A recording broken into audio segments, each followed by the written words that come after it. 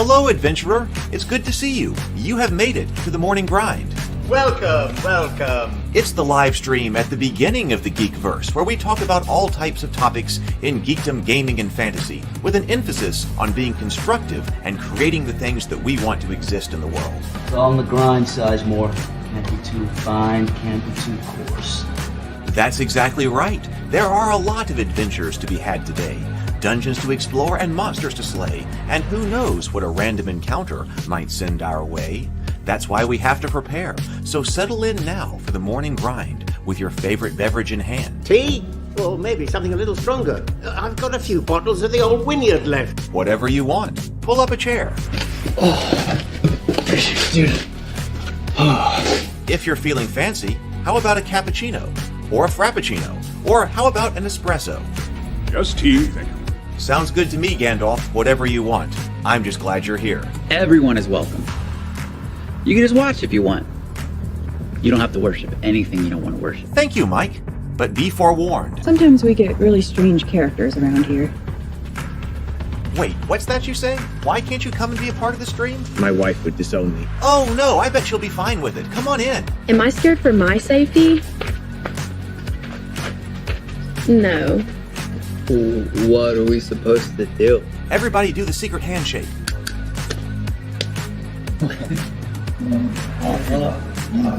Secret cultist handshake. Oh, now do wizards who love each other.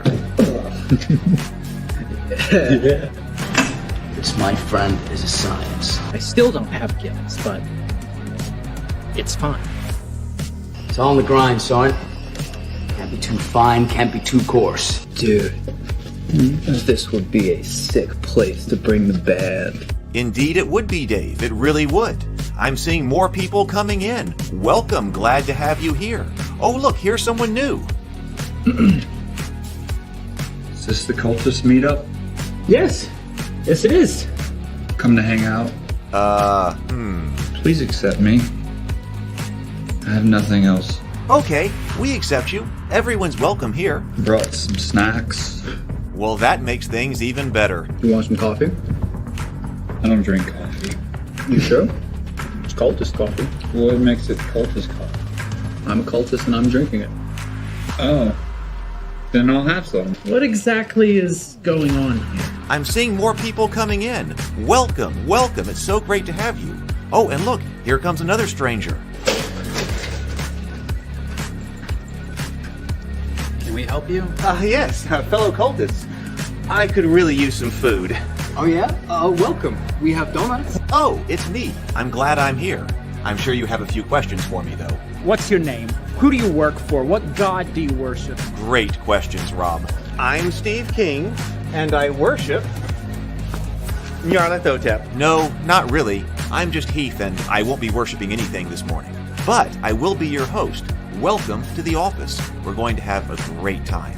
I've got my coffee ready, because now it's time for the morning grind.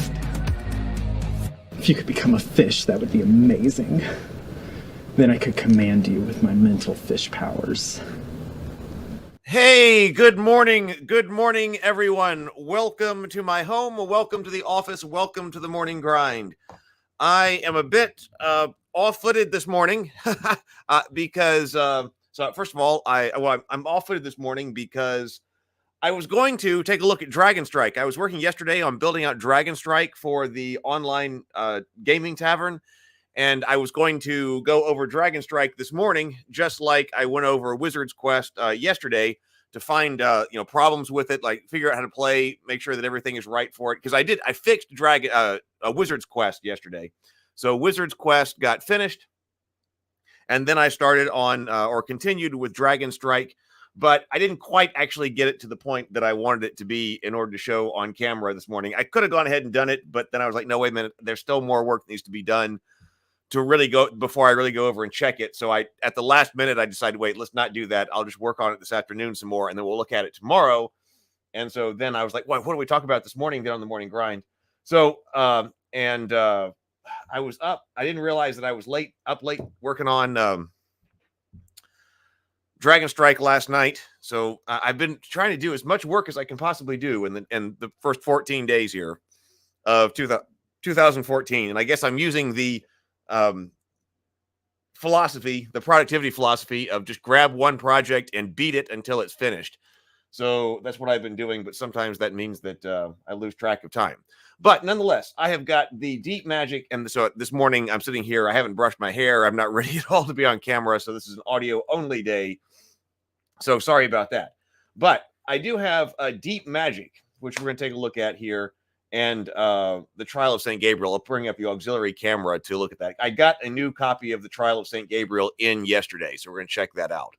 So who all is here? Let's see here.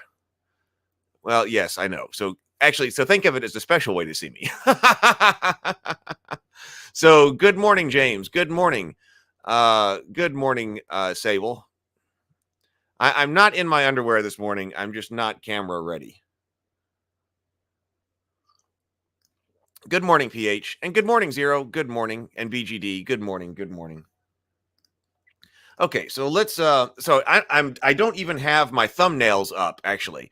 Tonight, which another thing I've got to do this afternoon is I'm going to prepare more notes on Arcane, because we are going to be talking about Arcane on Table Talk tonight. So I'll put the link over. Let's see. Where's here is Table Talk right here.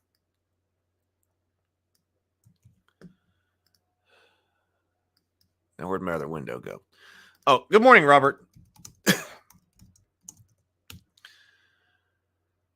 Right there. So Sable and James Bacon will be joining us for Arcane. I'm going to work this afternoon as soon as I get off of this this live stream, then get to work getting Dragon Strike ready. But I am going to have to stop because I've got to get ready for the Arcane discussion. I'm looking forward to going deeper tonight into it.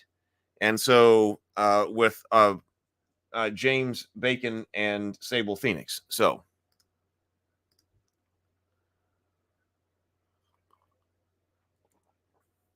yes. So and maybe Zero the Blade.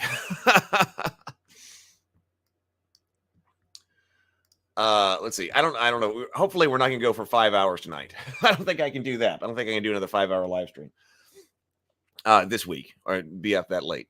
All right, let's take a look at Turning Pro this morning, and then take a look at our books here. Oh, what is that? Let's see. So let me bring up present, share screen.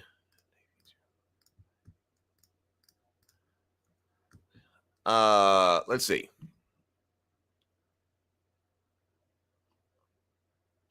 This is how your life changes when you turn pro. I believe that's where we are. Yep. Life gets very simple when you turn pro. That was yesterday. So today, how your life changes when you turn pro. I do have my coffee. I got coffee this morning, so I've got warm coffee. Have you got your favorite beverage with you? I hope you do. So let's take 2 deep breaths, complete inhales, complete exhales, and then take a sip of your favorite beverage. So here we go.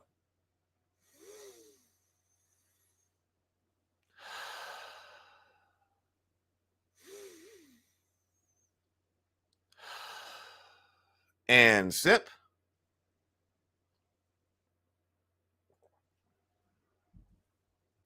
Ah, sounds great. Tastes great too. So this is Turning Pro by Stephen Pressfield, our reading for today. For our consideration, how your life changes when you're turning pro. I said in The Art of War that I could divide my life neatly into 2 sections, before I turned pro and after. This is absolutely true. I didn't change after I turned pro.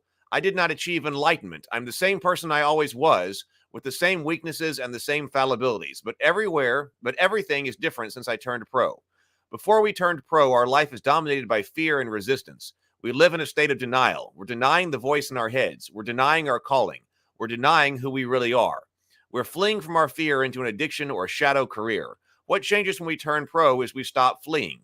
Be brave, my heart, wrote the poet and mercenary Archilochus. Be brave, my heart, wrote the poet and mercenary Archilochus. Plant your feet and square your shoulders to the enemy. Meet him among the man-killing spears. Hold your ground. When we turn pro, we stop running from our fears. We turn around and face them. how your day changes when you turn pro. When we turn pro, everything becomes simple. Our aim centers on the ordering of our lives, of our days. Let me start that over. When we turn pro, everything becomes simple. Our aim centers on the ordering of our days in such a way that we overcome the fears and have the paralysis that have paralyzed us in the past. We now structure our hours not to flee from fear, but to confront it and overcome it. We plan our activities in order to accomplish an aim. We bring our will to bear so that we stick to this resolution. This changes our days completely. It changes what time we get up, and it changes what time we go to bed. It changes what we do and what we don't do. It changes the activities we engage in and with what attitude we engage in them. It changes what we read and what we eat. It changes the shape of our bodies. When we were amateurs, our life was about drama, about denial, about distraction. Our days were simultaneously full to the bursting point and achingly, heartbreakingly empty. But we are not amateurs anymore. We are different, and everyone in our lives sees it.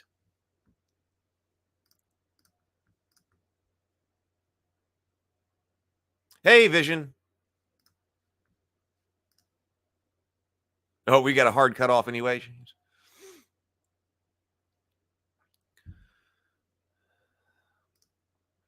Herbal tea.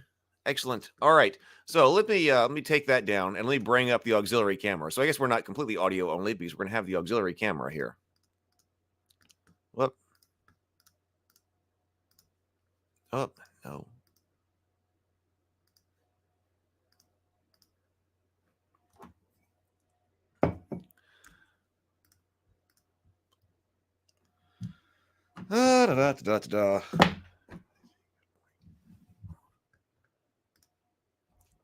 Everybody say good morning to Yogg-Sothoth.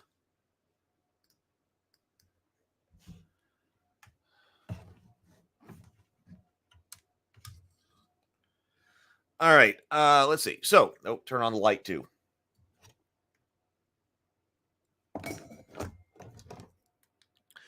There we go. And my giant mass of wires and cables. All right. So I got two things here. I'm not actually even sure why I have Deep Magic Volume 2. So this is a Kobold press book, and it showed up for some reason. Maybe I backed it, or maybe I got it as something extra. I'm not sure. I know I don't have. Yeah, that's Yogg-Sothoth. Yeah, that's David's depiction of Yogg-Sothoth. This is his work of art. Yogg-Sothoth is the gate. He did this in charcoal.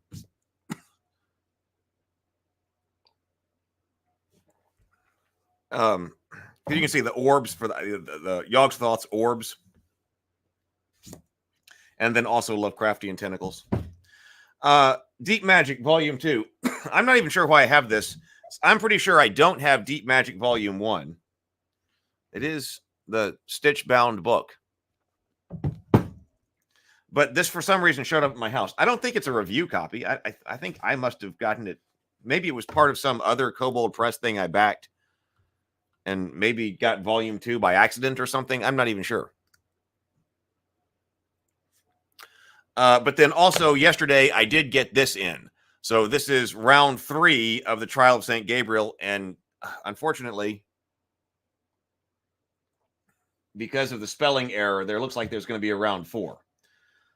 But so I went ahead. First of all, we solved the cover problem, which it looks so much brighter now. So that problem was fixed. And it looks like we fixed. I mean, the interior was right. We got a logo here that printed right the first time. We've got our symbol here that printed right. That printed incorrectly the first time, but it's right now. And then the symbol right up here printed incorrectly the second time, which was the big problem. And I never really figured out what the difference was between all three of those things. Here, here, and here.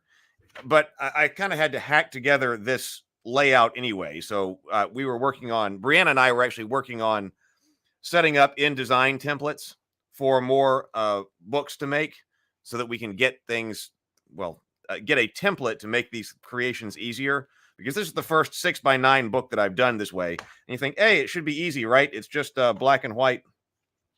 Nothing too sophisticated, and yet there were little problems each time.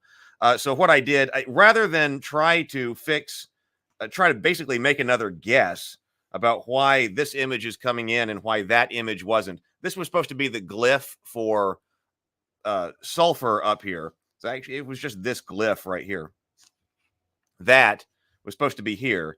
But rather than try to guess again and try to figure out why did two of these things work and then one of them, or not, the third one not, I just put in the glyph for the crossed swords here, which also I think is pretty cool. So that got something up there at the top here, which I like. I like those swords. Those are good looking swords. They're realistic kind of fantasy swords.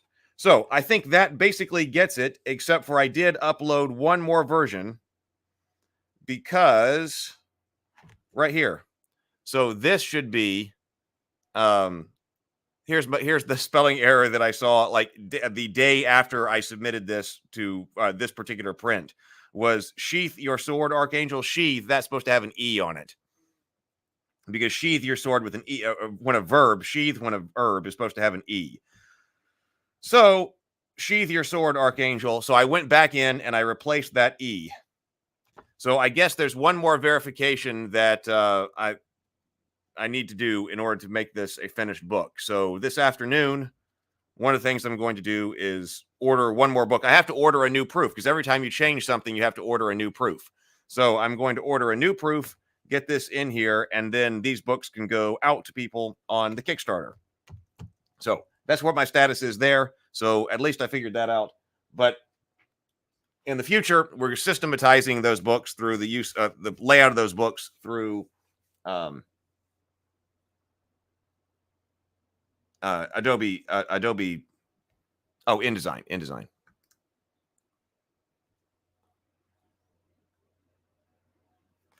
All right, so what is Deep Magic? So let's take a look at Deep Magic, figure out what this book is. This says Master 400 New Spells for 5th edition. Deep Magic Volume 2 is a sequel to the spell-filled Deep Magic Volume 1. See, and well, I did buy the wrong books for The Lord of the Rings. So maybe I was trying to buy the first volume for some reason and couldn't.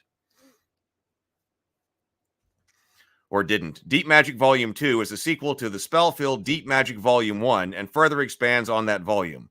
Volume 2 features over 400 new spells as well as the Witch base class, a spellcaster that communes with and commands the spirits of the natural world, 19 new subclasses from cooking bards to scavenger druids to fey wizards, 14 styles of spellcasting such as dream, pyromancy, or weather to give your spellcaster a distinctive theme with fun new features, 15 magical grimoires that gain power as the character grows, 10 spellcasting NPCs to help or hinder characters, 16 adventure site location descriptions and encounter hooks to go along with 24 Kobold Press Deep Magic Arcane map tiles.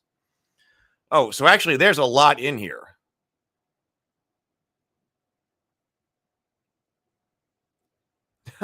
Lynn says, now all you have to do is get rid of that pesky fundamentalist who was giving you a hard time about the book on your Facebook page. Yeah, Lynn connected with me on Facebook, like just my personal page. And that's been talked about several times. Last time I had a business dinner, the woman I was meeting with had seen all of that go down on Facebook as well. And then when I was at my father's house for New Year's, which was watching the football game because we were canceled on Christmas because everybody was sick, my sister-in-law brought that up because I gave out some of the hard copies of those books at Christmas to them, the ones that were still had some of the printing errors, but it was fine. But then yeah, she brought up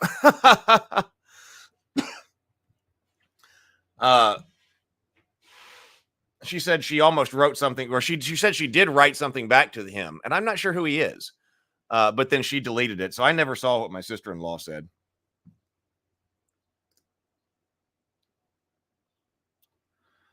This has to connect to that, you would think. James says, do not cite the deep magic to me, Witch.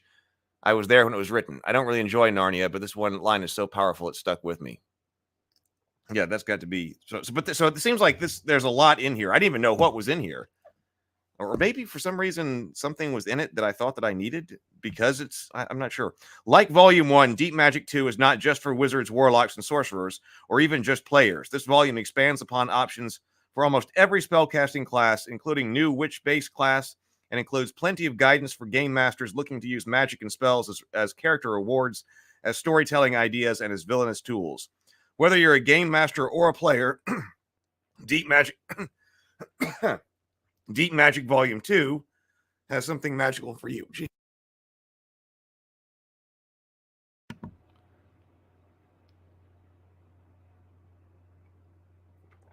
Yeah, Brianna did get after him. Yeah, Brianna did. In fact, the reason that I knew that something had happened on Facebook was Brianna texted me and said, "Hey, can I post something back to that guy on Facebook?" And I didn't know what she was talking about because she texted me early in the morning, and I hadn't gone back and checked Facebook. I was like, I don't know what she's talking about. And then like later that afternoon, I went back to Facebook to see what was going on. And I was like, yes, I'm not sure who that is. And so, yes, she posted. I forget exactly what she posted, but she posted back. Good morning, Andrew. PH asks, have I seen Lex Arcana? It's an Italian RPG from its early days, and now it's the second edition and translated in English. I have not. The game is set in a parallel world where the Roman Empire was never defeated and supernatural events occur. It features an intriguing rolling mechanic. I have not looked at that or heard of it. If you have an attribute value of, say, 12, you can roll any combination of dice that add up to 12, such as 3d4s, 1d8, and 1d4, or simply d12. Huh. Yeah, I know. I'm kind of interested in what the witch class is. So let's look at the table of contents.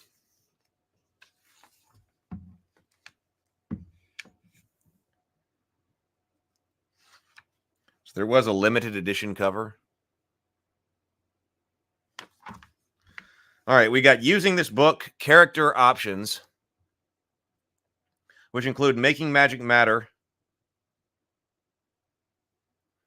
making magical characters, the witch right there in Covens. I definitely want to take a look at that too as well. Subclasses, bard colleges, divine cleric divine domains, druid circles, paladin sacred oaths, sorceress origins, warlock otherworldly patrons, wizard arcane traditions, backgrounds, comet born, curio collector, plague doctor, storyteller.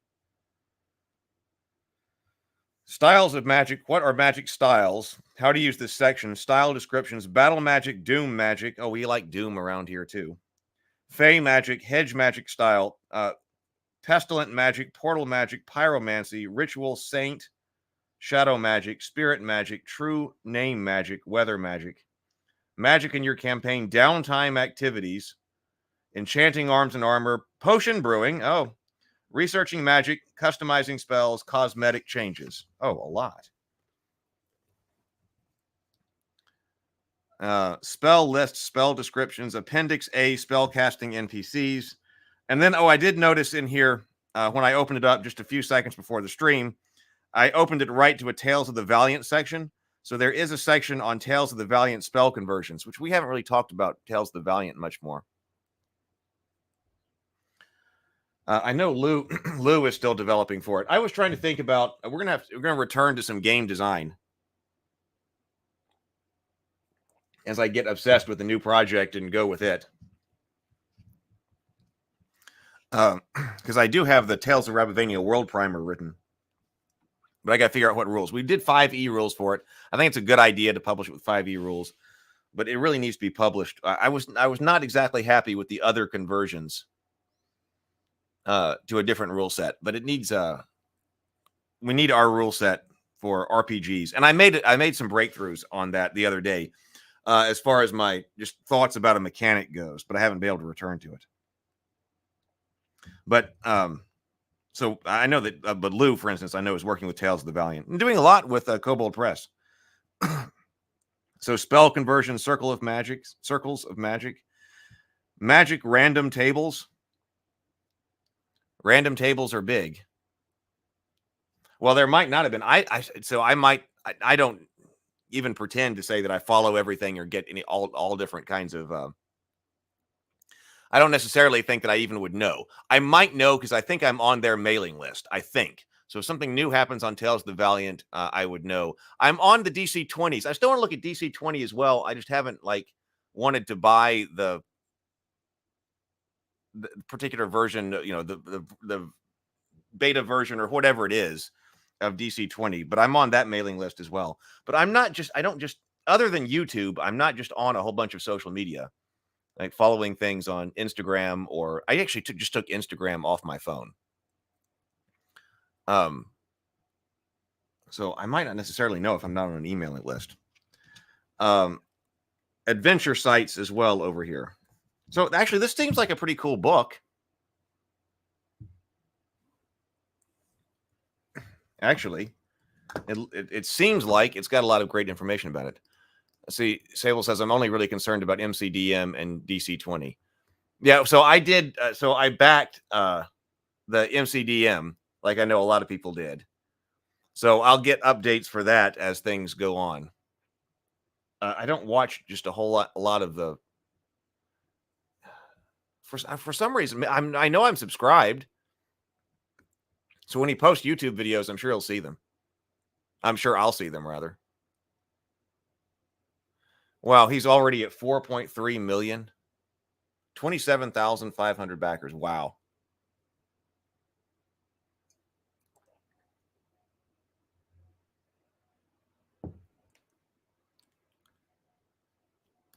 Yeah, I think DC 20 is like $15 for the alpha access. I think it's something like that too. Which is why I didn't just spring for the $15 yet. So, written for players and game masters alike, this book offers an abundance of options to expand magic in your world and spellcasting characters. For players, this book contains a new spellcasting base class, new subclass for spellcasting classes, and new backgrounds for adding a magical flair to your favorite spellcasting character or creating a new favorite spellcaster.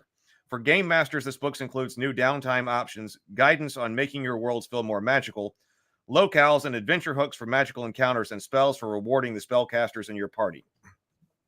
If you are a player reading this book, be sure to check with your game master before selecting any of these options in the book to confirm they fit the campaign. Okay, character options. Making magic matter. Let's see what they say about making... Oh, check out this cat up here.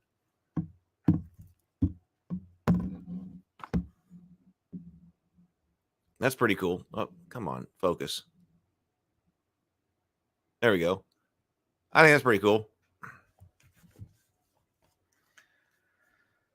Okay, too often the narrative wonders of magic become overtaken by game mechanics. Remembering why the arcane is exciting while grappling with spell slots, calculating ranges, and reading through long spell descriptions can be difficult. While these complexities inevitably come with running a spellcaster, there are plenty of ways to focus on unique elements of magic that sit at the heart of the fantasy genre. Making magical characters. Here are some questions to ask yourself when creating or portraying a spellcasting character. What is your history with magic? Were you born with magical abilities, or did the powers come later in life? Can you live without magic?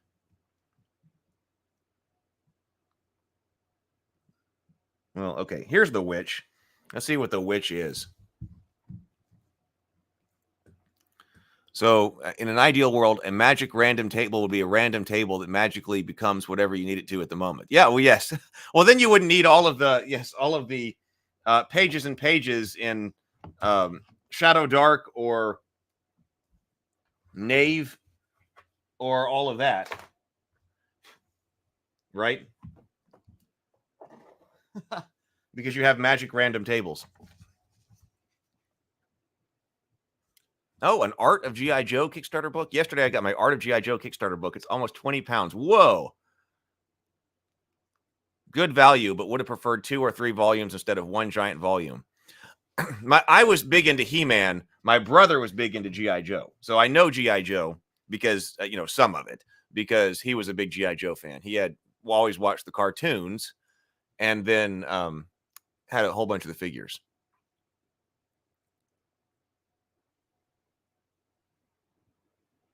Yeah, so Faded Edge, that's what we'll return to. Faded Edge. That's the one that I had an idea about. I need a core system. I do need a core system. And I want now I was thinking about it also as I was building out stuff on the virtual tabletop and playingcards.io. It needs to be something that can be played easily inside playingcards.io. But I want to get some other things that are existing games up and running in the coffee shop before I try to expend energy on mental energy on designing a game, because it'll take longer to design. But I've got several things that I want to design. And I think actually the playingcards.io is the perfect environment to allow you to design and iterate games in. So I'm excited about that. Allows you to do play testing and stuff like that easily. So Witch. Okay, let's see what the Witch is. Witches seek knowledge, power, and connection in their communion with nature. They cultivate their bonds to these elements and primal forces, become guardians at the gate, attendants of deep knowledge, and liaisons to the realm of immeasurable possibilities. Witches have a deep connection to nature, often stemming from years of study with the natural world and regular communion with nature spirits. They can be a practice of utility, veneration, or exploitation. Some commune through a deity of magic or nature, but most prefer to commune directly with wind on their face, dirt underfoot, and blood on their tongue. Nature spirits are everywhere in the myriad of forms, from the fundamental forces of the elements to primal spirits of living things. A witch communicates with all spirits, whether small and fleeting, emerging spontaneously only to quickly condense back into the ebb and flow of the natural world. Or massive ancients dozing in lost corners while the world moves around them. With patient and skilled determination, witches appeal to those diverse beings by befriending, cajoling, or coercing them, calling them into focus and coaxing them into service to perform both mundane and otherworldly feats. Creating a witch. When making a witch, consider why your character has a close bond with nature. Perhaps your character sensed their connection to nature from a young age, growing up and playing in the nearby woods, or they became lost or orphaned as a child, only to be found and raised by a kindly witch. Perhaps the spirits of nature won't leave you alone, constantly asking for help, although no one else can see them, and you take on this role reluctantly to curb cognitive disturbance, you take on this role to curb constant disturbance. Perhaps you actively shunned the mortal world because of the actions of others favoring the embrace of the wild. Quick build. You can make a witch quickly by following these suggestions. First, charisma should be your highest ability score, followed by constitution. Second, choose the comet-born background. See the background sections later in this chapter. Third, choose the druidcraft, guidance, produce flame, and shillelagh cantrips, along with the first level spells Charm Person and Thunder Wave.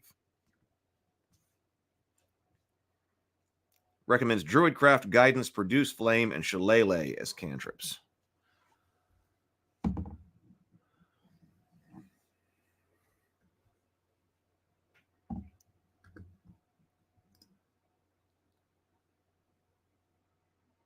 Well, no, that's right. No, I want to. That's one of the things that I want to do, and we got started with that here. But that's what Faded Edge is.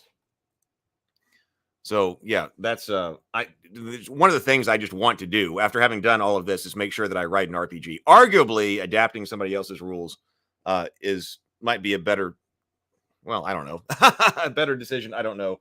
We did that for Journey to the Tree of Sorrows, but for something like the World Primer, you do both. Use somebody else's rules that you can license and then write your own as well. So yes, that's going to happen. James says, the guy that owns the toy store I work for owns a bunch of original G.I. Joe packaging artwork like the original Hasbro commissioned paintings. I bet he's in the book. Oh, I bet he is. They might have even come and photographed stuff. Chaosium. Yeah, could be. Could actually, I'm trying. Well, we'll see. We'll see.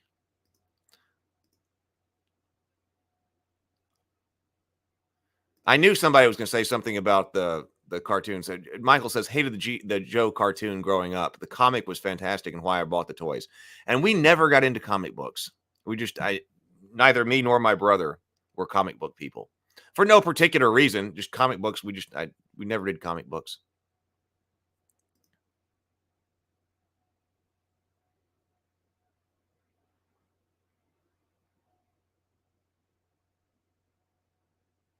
The Sword of Cephastus?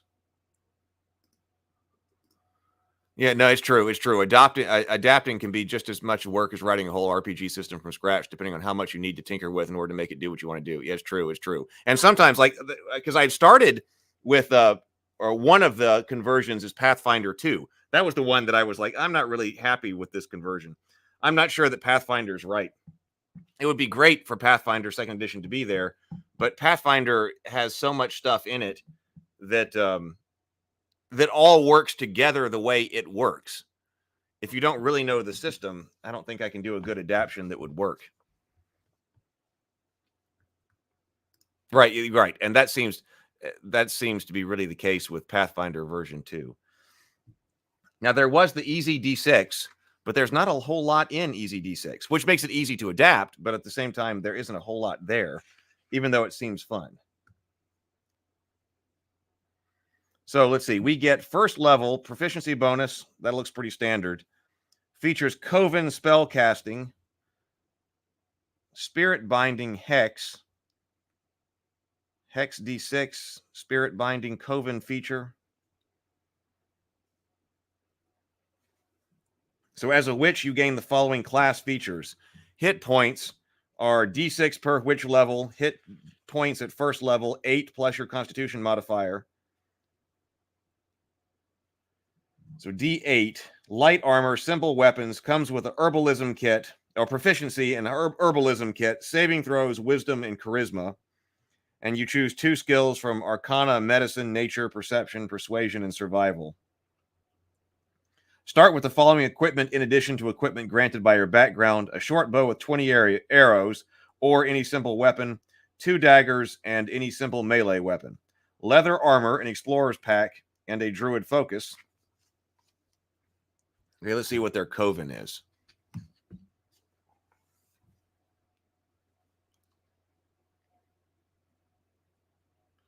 The hero system. Are you talking about the hero system, Michael? We have not looked at that. I know that comes up a lot when we talk about GURPS, or when people talk about GURPS in general. But we have not looked at it yet, and I've never read it. Yeah, that's my understanding as well, Lynn. It's very crunchy and front loaded. It's a point-based character creation, right? All right, so Coven. At first level, you dedicate yourself to the traditions of a particular coven of your choice, such as the Coven of the Hidden Moon, the Coven of the Roiling Hearth, or the Coven of the Verdant Wood, each of which is detailed at the end of the class description. Your choice grants you features at first level and again at 6th, 10th, and 14th. Wait, let's go ahead and go there.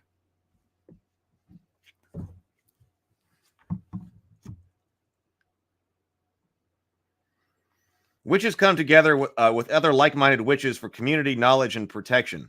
You and your coven draw upon other strengths, or maybe you drive each other on through rivalry. Whatever the nature of the connection, all you have is a shared interest, a shared power, and a shared communion of the natural world. Coven of the Hidden Moon. Witches of the Coven of the Hidden Moon find their strength in the moon, especially when it's waning and new. Dancing along to the crickets, loam under your bare feet, while under the starry night sky, if it were possible, you'd never stop. Coven spells. You learn additional spells when you reach certain levels in this class, as shown in the Hidden Moon spells table below. So you own no additional spells. Each of these spells counts as a witch spell for you, but it doesn't count against the number of witch spells you know. I am interested in this. So this is a 5e adaptation. I'm interested to know, because I did witch in the Tales of Rabavania, a version of the witch. So I'd be interested in looking at this and seeing like what spells they thought were witch-like. Hidden Moon spells. First, Guiding Bolt, Sleeps. Third, Misty Step, Moonbeam. Gaseous Form, Major Image, Greater Invisibility, Hallucinatory Terrain, Dream, and Seeming become witch spells.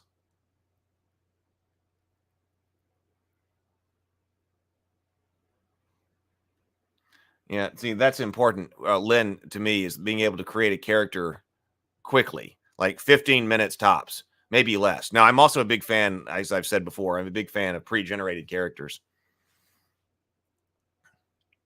Yeah, I love GURPS. Right, GURPS is similarly front loaded, and I do love GURPS, but it requires a lot of effort up front. If you're not using, even if you're using templates and lenses, it still requires a lot of work up front to get your character going. Pre-generated characters might be better. Gifts of the Moon. When you choose this coven at first level, you gain dark vision out to a range of 30 feet. Oh, everybody gets dark vision. If you already have dark vision, the range of your dark vision increases by 30 feet.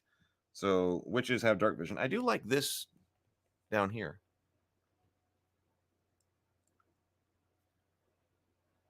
That's a pretty cool witch image. Drawing the Moon. Starting at first level, you can use an action to call the spirits of the moon to cover you with disorienting glamour that lasts for 1 minute. While the glamour is active, attack rolls against you have disadvantage. If an attack hits you, the glamour is disrupted, and it ceases to function until the beginning of your next turn. Once you use this feature, you can't use it again until you finish a short or long rest. Dead Spot. At 6th level, you can infuse your hexes with shadow. When you use your hex feature against a creature, the target must make a wisdom saving throw against your spell save DC at the end of its turn. You infuse your hexes with shadow. So I think I think that's not hex as in a space. I think that's hex, some type of special ability here. Spirit Binding Brewer's Cauldron. We need to look at that. Spirit Book. Oh, here it is. Yeah, so hex is something that you can actually do.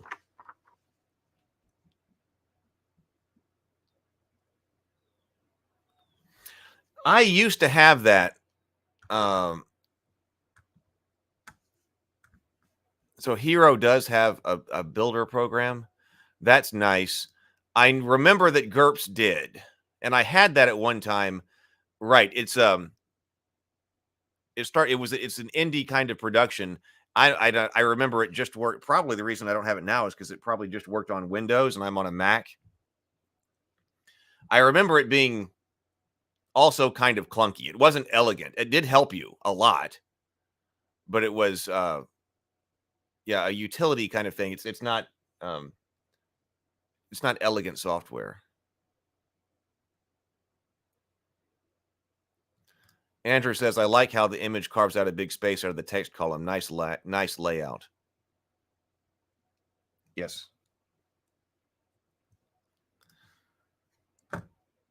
Okay, so at 6th level, you can infuse your hexes with shadow. When you see, this is the Coven of the Moon thing? Coven of the Hidden Moon. When you use your hex feature against a creature, the target must make a wisdom saving throw against your spell save DC at the end of its turn. The hex die doesn't apply to the saving throw. If the target fails the save, you are invisible to it for 1 minute. Whenever you attack the target or cast a spell that affects the target, it can repeat the saving throw. On a success, you are no longer invisible to it. Glancing Shadows. At 10th level, whenever you succeed on a saving throw against a against a spell targeting only you while you're drawing the moon glamour is active, you can use your reaction to force a creature within 5 feet of you to the target of the spell instead. Empty Vastness. At 14th level, you can use an action to open a creature's mind to the inky expanse between the stars. One creature you can see within 60 feet, you must make a wisdom saving throw against your spell save DC. On a failed save, the target is incapacitated for 1 minute or until you lose your concentration. This effect ends early if the creature is moved or takes any damage.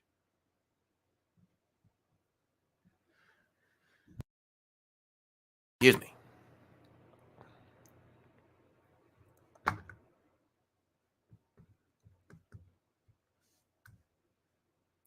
I think I remember character assistant. Armin Sykes was the creator.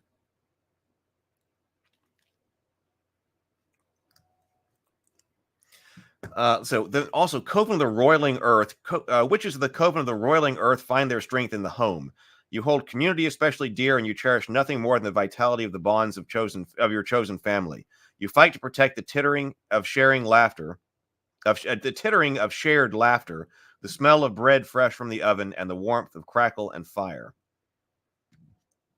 You get Burning Hands, protection from good and evil, calm emotions, scorching ray, fireball, magic circle, Fire Shield, Resilient Sphere, Flame Strike, and Hallow.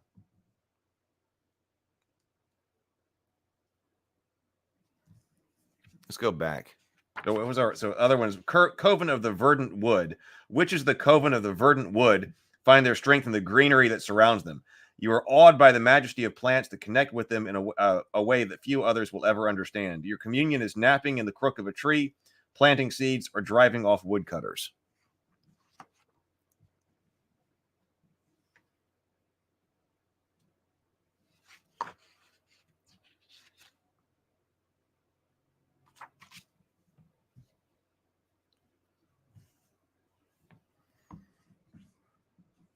So let's see, what else can you do? So that was choosing your coven. Information on spell casting. Spirit binding. At second level, practice with your coven unlocks the secrets of binding spirits' powers. Unlocks the secrets of binding a spirit's powers into an object called a witch's implement. When you gain this feature, choose one witch's implement from the options below. You know how to make this witch's implement, and you can do so by performing a 1-hour spirit binding ritual with the appropriate object at hand. This ritual can be performed during a short or long rest. If you lose an implement or is destroyed, you can repeat this ritual to bind a new spirit to a suitable replacement vessel. If a previous implement of the same type exists, when you perform this ritual, the binding ends on the previous object. Due to the nature of the binding, implements you create are only usable by you, and any bound spirits are released from your implements when you die. As you gain levels in the witch class, learn how to create an additional type. You learn how to create an additional type of witch's implement. Choose an additional type of witch's implement from the options below at 5th level and again at 15th level. You can have witch's implements of different types active at the same time, provided you have performed the necessary spirit binding rituals for each. So Cauldron, Night Flyer, which is a non-magical broom staff or similarly sized branch, Soul Candle, Spirit Book, Thundering Aegis, and then we get to Hex.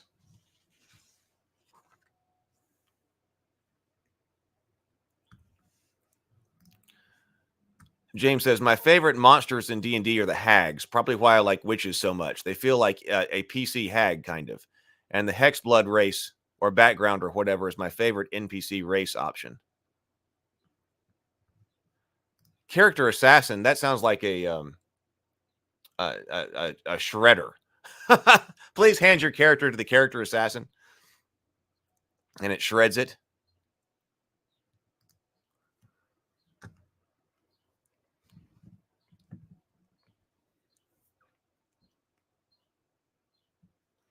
Let's see. Okay, so the cauldron. You bind a spirit into a non-magical cauldron, kettle, or other portable cooking container. When you first learn how to create this implement, your hit die becomes D10 per witch instead of D8, including for the level gained that unlock this feature. Your hit point maximum also increases by 1 for each previous level you have in the witch class when you learn how to create this implement. For example, if you learn how to create this witch's implement at 5th level, your hit die becomes D10 for 5th level and every level in the witch class thereafter, and your hit point maximum increases by 4. Brewed Concordance. As part of a long rest, you can use your cauldron to prepare a brew that fortifies the soul. This brew can be consumed by the number of creatures equal to your proficiency bonus. Each creature that partakes of the brew gains D8 temporary hit points, which last until the next time the creature finishes a long rest. Temporary hit point brew. Okay. When you use your brewer's cauldron for a spellcasting focus, or you can use your brewer's cauldron as a spellcasting focus. Whenever you cast a spell of 1st level or higher that restores hit points to a creature using this item as your spellcasting focus, the creature regains additional hit points equal to your proficiency bonus.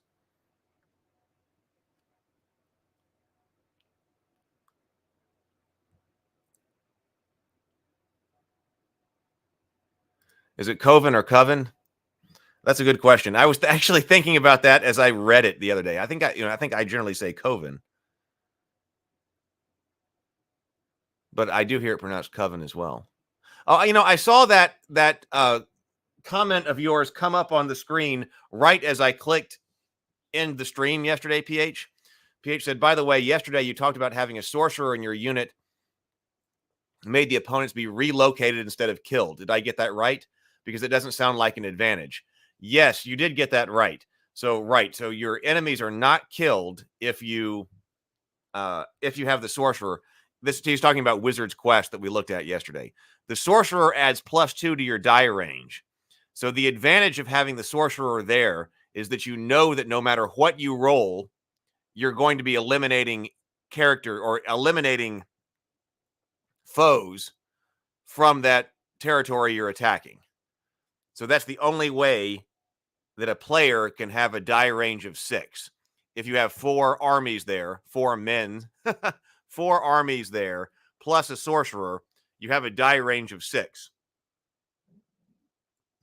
But the downside of that is that you disperse and relocate those armies instead of killing them. So the way we always played with it is you basically use that to beef up the enemies near somebody else. So if you attack the orcs with a sorcerer, then you can pick up the orcs that you kill and disperse them to orc territories that are adjacent to other people. Then they'll frenzy faster. If you hit 4 orcs, they'll frenzy and start attacking other people. Or if you want to bolster the defenses of some treasure that's being held by somebody else, then over here, you're playing blue and you're fighting orange, and orange is holding green's treasure. You can disperse the orange guys that you kill and put them over to defend the treasure against the other guy. So yeah, that's the trade-off. If you have the warrior, then the die range, if you have 4 armies and a warrior, a hero, that gives you a die range of 5, which means you will miss and you won't do any damage on the roll of a 6.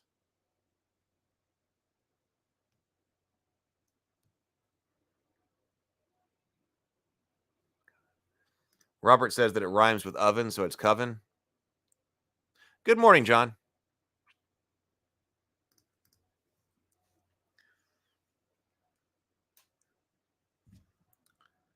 Night Flyer. So you can increase your ability to brew things. Night Flyer, you bind a spirit into a non-magical broom, staff, or similarly sized branch. When you learn how to create this implement, you are infused with the irrepressible energy of the night. You have advantage on all ability checks or saving throws against being grappled or restrained. In addition, once per long rest, you can take an additional action on your turn, which you must use to take dash, disengage, or dodge.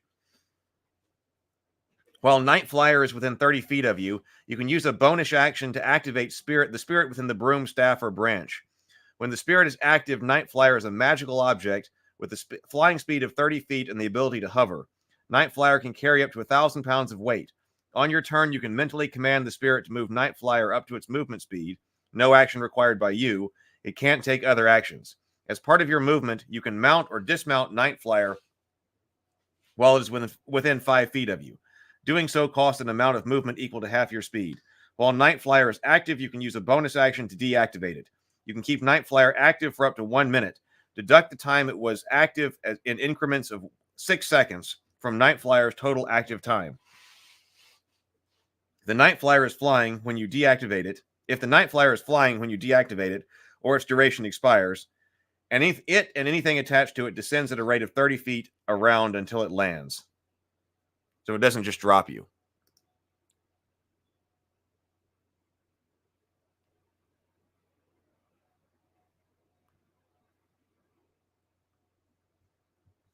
Oh, hey, since superheroes are in the chat now, we should run through With Great Power, first edition. I don't know that one. I don't know that one either. Oh, so it is Coven.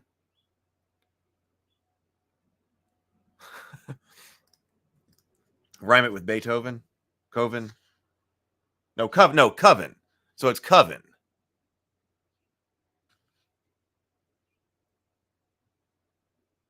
Soul Candle. You bind a spirit into a candle, which can be mounted on a candlestick, a lantern, as part of a candelabra, or similar. Only you can light or extinguish the soul candle, which you can do mentally as a bonus action. Although the light appears to be a flame, it doesn't burn the candle and produces no heat. The lit soul candle extinguishes if you are more than 60 feet away from it. While the candle is lit, you can choose for it to shed dim light on a 5-foot radius, or you can choose for it to shed bright light in a 5 to 60-foot radius and a dim light for an additional number of feet equal to the chosen radius. The candle can shed light of whatever color you choose, and changing the radius, brightness, or color of the light shed by the soul candle requires no action. While the soul candle is lit, you can force the candle to burn with a supernatural substance called soul fire, because the candle to emit one or more of the following effects for your choice instead of a bright, dim light. You can change the effect's radius as if it were shed by the candle, as detailed above. While soul fire is active, you can use a bonus action to change the effect the soul candle emits. Soul fire can be activated for up to 1 minute, ending early if you extinguish the candle. Deduct the time it was active in increments of 6 seconds. Dark sight, you can see normally in darkness, both magical and non-magical, in the candle's radius. Heart sight, you can see individual creatures and objects within the candle's radius as if they were visible. Magic sight, you can sense the presence of magic within the candle's radius. Deep sight, you can see through solid matter within the candle's radius.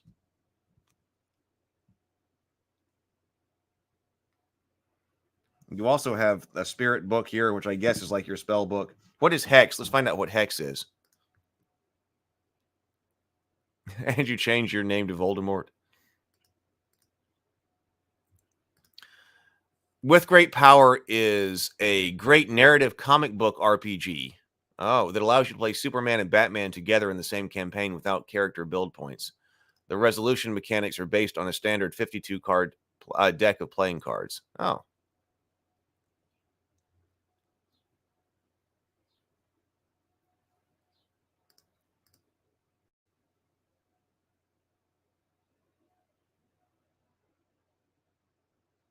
Oh, Daniel says, coven comes from the same root as convene, hence oven with a C. But as Lynn has noted, I'm pretty sure I've seen it rhymed with Beethoven in poetry. So, okay, so it comes from the same root as convene. That makes sense. Coven. I'll remember that.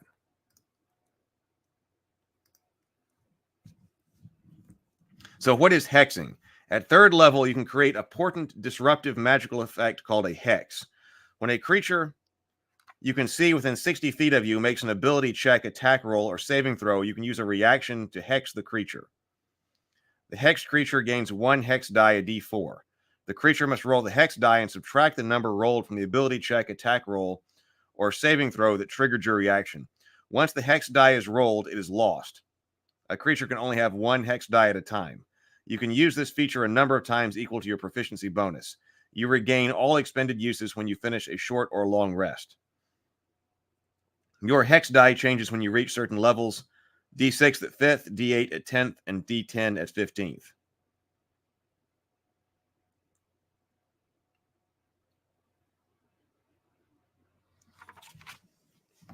Well, that's kind of neat.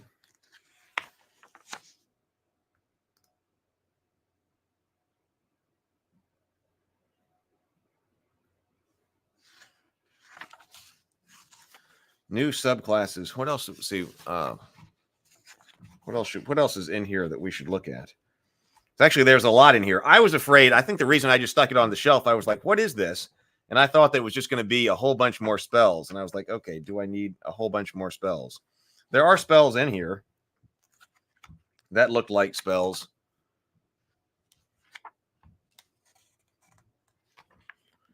Spell lists here. So what is this?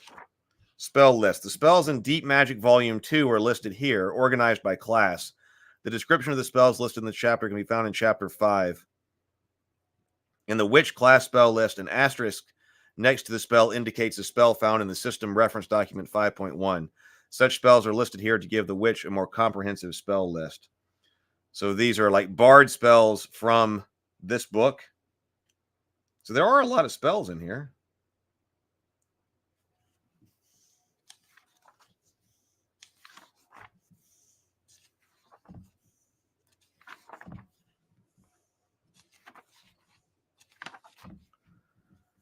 Spell description. Yeah. So they don't leave you hanging on spells. But on the other hand, the book is much more than that too.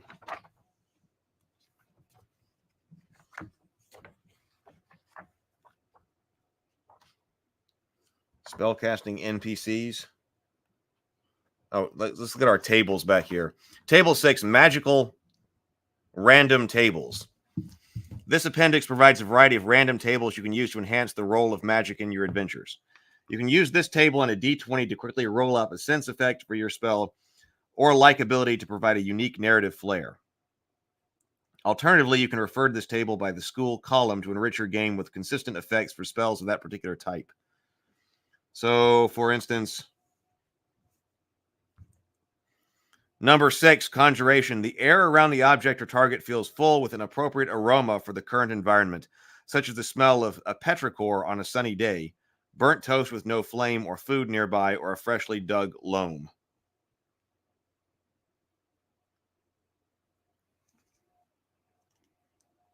Magical encounters. The following tables provide random encounters featuring magical foes. These creatures here come from Tome of Beasts, Tome of Beasts 2, Tome of Beasts 3, and Creature Codex.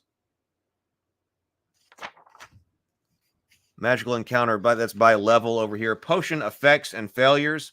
This table contains unique effects that happen when a creature drinks a potion or uses an oil. The potion failure table represents such effects that come about from a botched or incomplete creation of a potion. So, for instance, Mephit's Talent, uncommon. Drinking this potion causes you to become immune to a random damage type. Roll a d6 to determine the type. 1 for acid, 2 for cold, 3 for fire, 4 for lightning, 5 for poison, and 6 for thunder. For 1 minute at the start of each of your turns, you explode. You explode? For 1 minute at the start of each of your turns, you explode. Each creature within 10 feet of you must make succeed on a DC 14 dexterity saving throw, or take 2d6 damage of the type of which you were made or are made immune by this poison.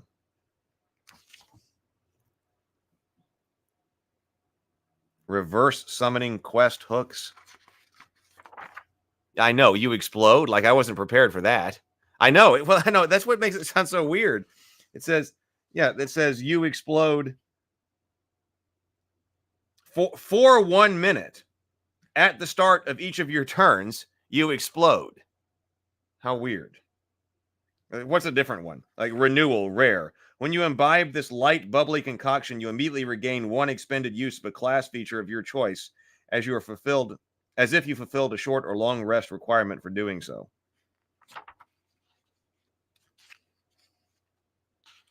Need something a little different? Put your characters in the business end of summoning for a change, transporting your player character to a new area, enemy, or ally. So, for instance, you are conjured by accident into the summoning circle of the Archlich. Oh, so this is if you get summoned? Oh.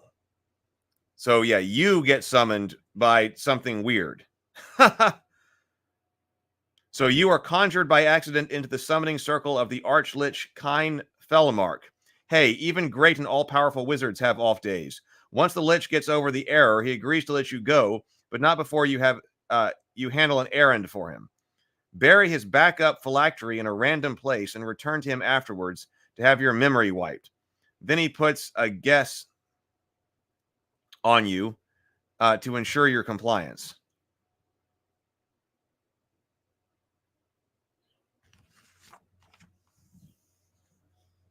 Tome NPC location and naming.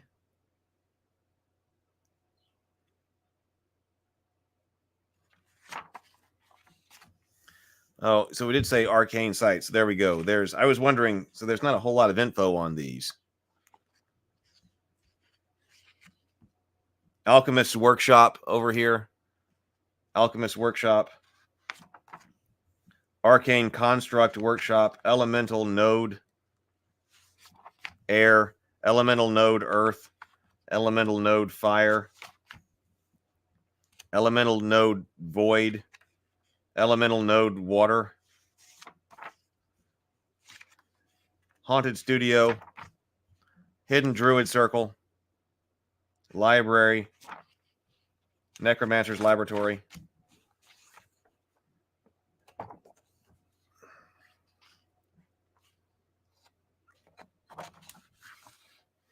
All right. Well, all right. I've got things I've got to do. I got a lot that I got to do today. And also, it's stream tonight. I got to actually, the first thing I've got to do, well, the first thing I got to do is have some breakfast. Then I will go and make up all of our thumbnails that I've got to do here. Let's see. What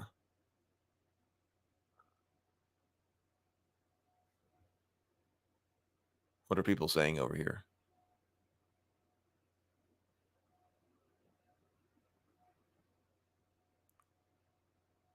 All right. Well, all right. So I will see everybody tonight, 7 o'clock. I'm going to go eat breakfast and then make up thumbnails and then get back to work finishing Dragon Strike. So maybe we can take a look at the Dragon Strike digital build out tomorrow. Have a wonderful day, everybody. Later.